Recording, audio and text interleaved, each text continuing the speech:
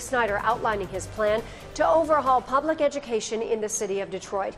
He's calling it an action plan to put the focus back on academic quality and to address crushing debt.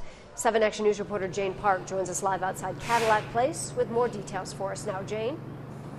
Yeah, Joanne, not much has changed in this plan from what the governor originally proposed 6 months ago to create a new Detroit public school district to focus on educating students, while the existing one remains solely to address the district's debt. Now, the governor cites declining enrollment, low student achievement, and rising debt as reasons for pushing this legislation now. This plan creates a new traditional public school district to teach students. It will be called the Detroit Community School District.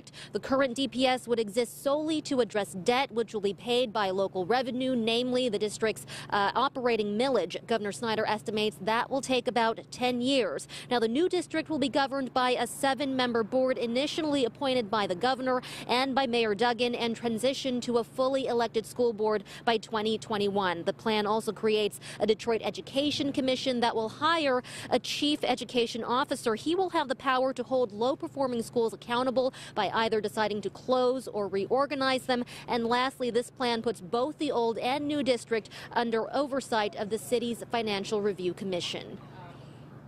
We have not seen the performance we'd like to see in terms of them having the academic success we'd like to see them achieve. And so it was time to step back and say, let's look at education in Detroit.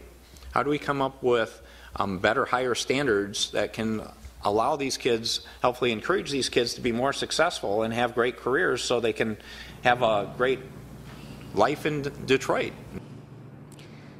And Governor Snyder tells us he hopes the new Detroit Community School District is put in place in time for the 2016-2017 school year. He tells us this legislation is finalizing in the stages of finalizing its language. He expects it to be presented to legislators by sometime next week, and he wants to pass it and sign it by the end of this year. We're live in front of Cadillac Place. Jane Park, 7 Action News.